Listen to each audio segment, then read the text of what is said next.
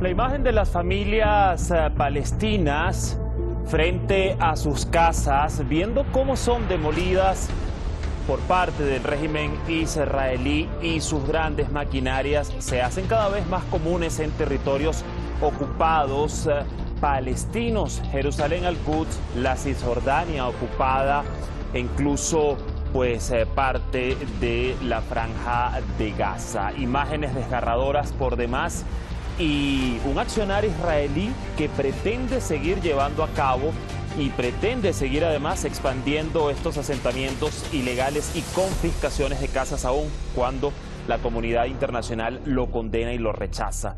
Ya han sido múltiples las resoluciones por parte del Consejo de Seguridad de Naciones Unidas rechazando esto, y ahora incluso la propia Unión Europea le insta a que pare estas políticas ilegales, y también le dice que debería condonar o dar dinero por todo el daño que ha causado a numerosas familias palestinas. Esto será parte del análisis hoy aquí en Detrás de la Razón. Les saluda Dani Pérez Díaz y así iniciamos.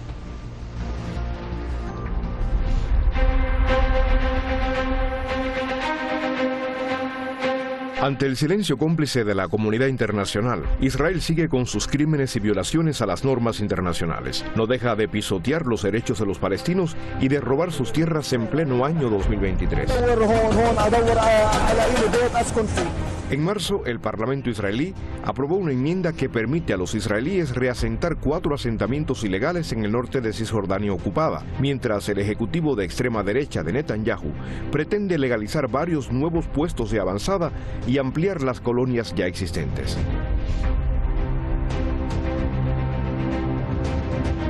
Tel Aviv instaló esta semana viviendas prefabricadas en el ilegal asentamiento de Humesh, en un lugar objeto de la atención internacional desde hace varias semanas. El acto ocurrió bajo fuerte protección del ejército israelí por si debían reprimir cualquier protesta de los residentes palestinos. El régimen ya ha acordado oficialmente el alojamiento de los colonos israelíes en el lugar cerca de la ciudad cisjordana de Nablus. Las condenas y reacciones no tardaron en llegar. Desde la Autoridad Nacional Palestina condenaron de manera categórica el acto, al que tacharon de provocativo. Alertan que la medida israelí reavivaría las llamas de tensiones y escaladas aún más. La decisión de devolver a los colonos israelíes al asentamiento Humesh, que fue evacuado en 2005, es condenada y rechazada, y todas las resoluciones de legitimidad internacional, la más importante de ellas es la resolución 2334, confirmaron claramente que los asentamientos en los territorios palestinos, incluido Al-Quds, violan el derecho internacional y deben ser eliminados. A su vez, el Ministerio de Relaciones Exteriores y Expatriados de Palestina exigió al mundo responsabilizar al régimen de Tel Aviv por sus crímenes y hacerle rendir cuentas por tales atrocidades y políticas de apartheid y ocupación. El ministerio confirma que el asentamiento es un delito en todos los sentidos de la palabra, de conformidad con el derecho internacional, y hace un seguimiento de todos los desarrollos sobre esto con la Corte Penal Internacional a fin de responsabilizar al Estado ocupante por ello. Desde la Unión Europea y otros 10 países europeos instan a Israel, como potencia ocupante, a detener la demolición y confiscación de casas de los palestinos. Además, piden una compensación de unos 1,3 millones de euros por las infraestructuras palestinas destruidas o la devolución de todo el material humanitario incautado por Israel desde 2015. Condenando la violencia de los colonos en los términos más enérgicos, las misiones diplomáticas europeas abordaron el fracaso de Israel para proteger a los palestinos y enjuiciar a los colonos violentos. Alarmadas por los recientes incidentes en Huara, Purka y otros lugares, las misiones subrayaron su preocupación por las continuas y peligrosas declaraciones que pueden incitar a más violencia, y destacaron que los socios sobre el terreno consideran que la expansión de los asentamientos ha provocado un aumento de la violencia de los colonos. La Oficina de Representante de la Unión Europea para Cisjordania y Franja de Gaza. El expansionismo del régimen sionista se desarrolla mientras que el Consejo de Seguridad de Naciones Unidas condenó el 20 de febrero, en una declaración oficial, el plan israelí para expandir los asentamientos en las tierras palestinas ocupadas, una medida que tuvo lugar después de 6 años desde la última resolución del organismo.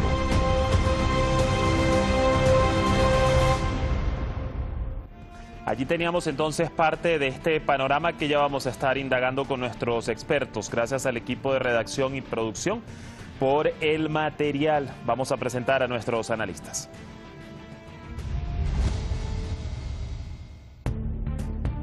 Hoy estará con nosotros Adrián Zelaya, presidente de CAI Center, analista internacional desde Durango.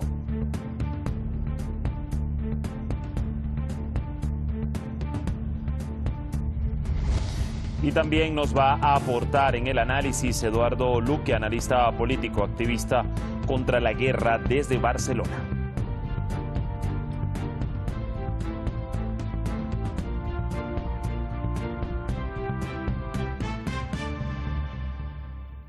Ya están conectados con nosotros, les damos la bienvenida rápidamente. Adrián, gusto saludarle, ¿cómo está?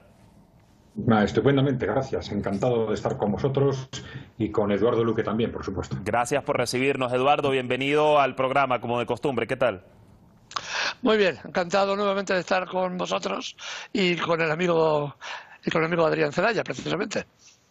Así es, gracias a ambos. Yo quiero iniciar contigo desde Barcelona, Eduardo. Fíjate que según la propia ONG israelí Ir Amim, hay una tendencia de aumento de demoliciones desde el año 2019, pero tras la llegada nuevamente de Netanyahu al frente del gabinete israelí, esta práctica agresora, se ha agravado, valga la redundancia, aún más.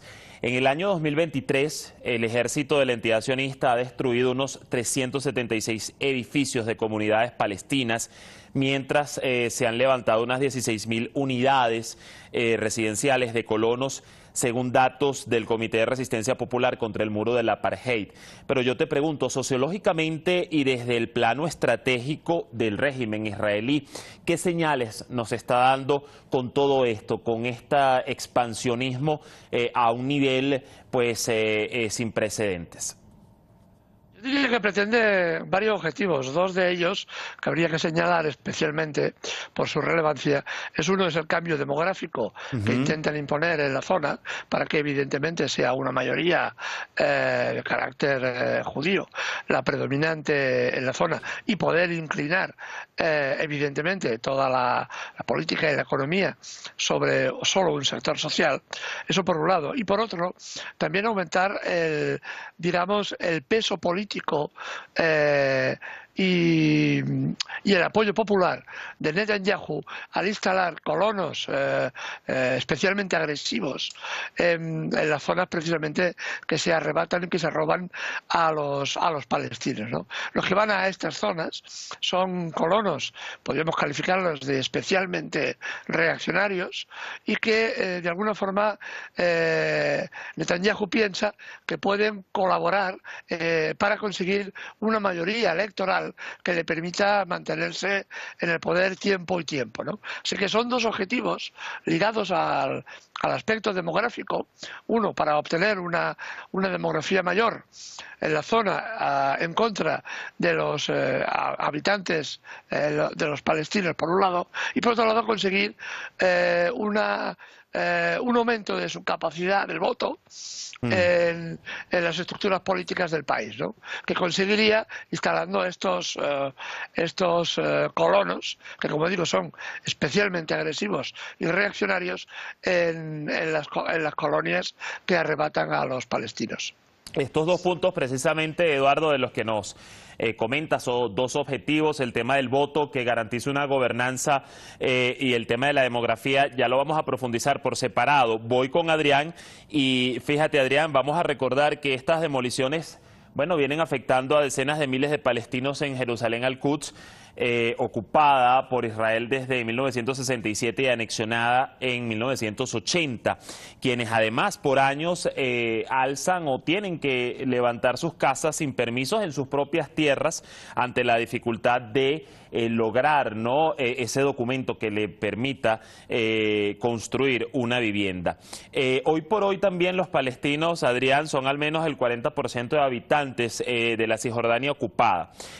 Continuar expandiendo los asentamientos le garantiza a Israel un crecimiento demográfico, como lo decía Eduardo. Te pregunto, para mantener una mayor población judía en lo que ellos consideran la ciudad santa. Bueno, yo diría que esa es evidentemente una de las intenciones. Garantizar significa probablemente que es una apuesta segura, y esto es mucho más dudoso. Evidentemente hay un doble objetivo. Por un lado, no tanto, digamos, asegurar un crecimiento demográfico en el conjunto de Israel, porque no estamos hablando de los primeros años de Israel, donde se ocupaban nuevas tierras con judíos venidos de otros países, ¿no? Estamos hablando de un traslado de personas desde el Israel en sentido estricto hacia Jerusalén, Al-Quds o hacia Cisjordania. En ese sentido, pues suele ser un intento de ocupar nuevos territorios, ¿no? Es decir, es una expansión territorial, crecimiento demográfico en ese sentido, ¿no? Como una forma de apoyar esa expansión territorial, y con la expectativa, yo diría expectativa, de que eso justifique futuras reclamaciones de tierras, apoyados quizás en futuras nuevas medidas, expulsiones directas o indirectas de palestinos, etcétera. Pero claro, todo esto necesita un contexto favorable. No se trata simplemente de que en base a esa acumulación de medidas vayan a conseguir su objetivo, porque los gobiernos de Israel están proyectando hacia el futuro el pasado de Israel desde el año 48, pero todo esto necesita un contexto favorable dentro de Israel, que eso incluso puede ser dudoso en el futuro, en el entorno árabe que rodea a Israel, y un contexto mundial favorable, y eso es mucho más dudoso que lo tenga en cara el futuro. Ahora, precisamente vamos a recordar que además de que Israel ha construido ilegalmente, bueno, en Jerusalén Al-Quds, la Cisjordania ocupada, la Franja de Gaza, hoy viven unos 500.000 israelíes, se estima, junto a unos 2.5 millones de palestinos. Pero lejos de lo que ha pretendido Israel, Eduardo, de que justamente los palestinos que siguen allí abandonen por sí mismos las ciudades, podríamos decir que al no lograr ese objetivo, me refiero al régimen israelí, entonces profundiza lo que son las confiscaciones a la fuerza. Incluso hemos visto que hasta escuelas ha demolido. Sí, evidentemente utiliza, digamos, la violencia más extrema para conseguir sus fines. Esto es una de las características sistemáticas del régimen de Israel, que ha mantenido desde tiempo inmemorial, pero que ahora con el gobierno de Netanyahu, este último gobierno, aún se han acelerado, como bien decíais y decíamos al comienzo de la entrevista, ¿no? Realmente lo que se está produciendo es, frente a una mayor resistencia de la población que se enfrenta y que resiste, el régimen no tiene más remedio que imponer vía manu militari estas demoliciones y hacerlas de forma sistemática, lo cual evidencia también su debilidad, porque si no es así no lo conseguirían de ninguna otra forma, pero al mismo tiempo aumenta las contradicciones internas, puesto que la situación política, como decía el amigo Adrián, hay que tener en cuenta que este proyecto funcionará en la medida en que el contexto internacional le sea beneficioso. Y en este momento el contexto internacional en la zona ya no lo es, ni mucho menos tan beneficioso como era años atrás, ¿no? Así que es difícil que Israel imponga sus criterios, por más que lo intente, ¿no? Y por más dolor que imponga a la población palestina. Los contextos internacionales están variando a enorme velocidad, y eso va a tener impacto importante en los propios asentamientos y en la propia dinámica interna de Israel. Pero bueno, no podemos pasar tampoco por alto que Israel ha hecho caso omiso hasta el seguimiento que hace la Corte Penal Internacional de estos casos conceptualizados, estipulados como un delito internacional. Por ello, Adrián, te pregunto, ¿cómo puede influir, y si puede influir de alguna manera ese llamado a detener esto que acaba de hacer la Unión Europea y otros 10 países del viejo continente? Incluso han pedido además una compensación de unos 1.3 3 millones de euros por las infraestructuras palestinas destruidas, incluso también por todo el daño al material humanitario incautado, que ni siquiera ha podido llegar a quienes debería haber llegado, incautado por Israel desde el año 2015. ¿Qué esperar de ese llamado de la Unión Europea?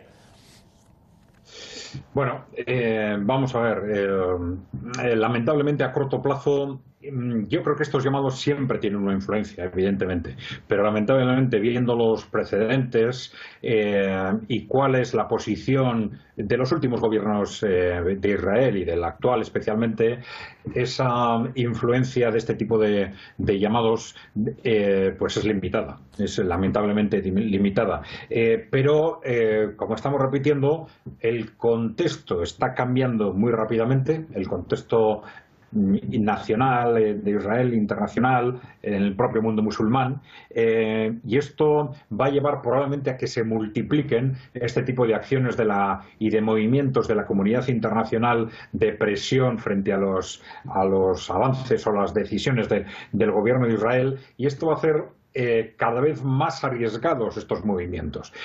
No quiere decir que durante un periodo no vayan a continuar. Estamos ante una situación en la que podríamos comparar en este sentido al gobierno de Israel frente al nuevo contexto casi como un animal acorralado que a veces es lo que les hace reaccionar más agresivamente, ¿no? Y entonces, a corto plazo puede suceder, podemos contar con una continuación de este tipo de medidas, incluso actuaciones aún más agresivas, por no saber situarse correctamente ante el nuevo contexto. Ahora, efectivamente, respondiendo otra vez a la pregunta exactamente, lamentablemente este tipo de movimientos de la comunidad internacional hemos visto hasta ahora que han tenido poca efectividad. Así es. No hay que esperar a corto plazo que la tengan. Ahora, yo quisiera también, y contigo, Eduardo, establecer una diferencia, o marcar realmente qué hay de esos llamados que vemos por parte de bloques como la Unión Europea, la ONU, a lo que está sucediendo o a lo que hacen estos actores en la práctica hacia Israel, porque, bueno, de hecho no es el primer llamado que hace la Unión Europea en este sentido. Recordemos que incluso el 20 de febrero de este mismo año, desde el Consejo de Seguridad de Naciones Unidas se le condenó a Israel por esta política tras 6 años de haberse emitido la última resolución condenatoria.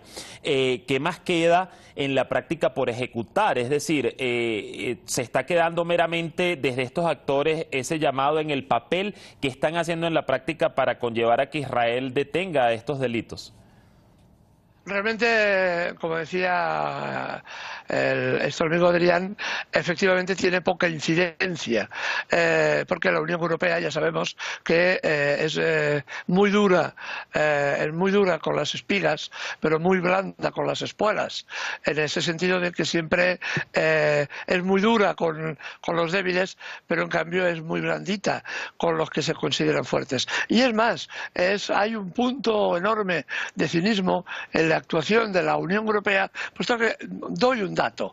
El día 29 del mes pasado, del mes de mayo, se reunían en secreto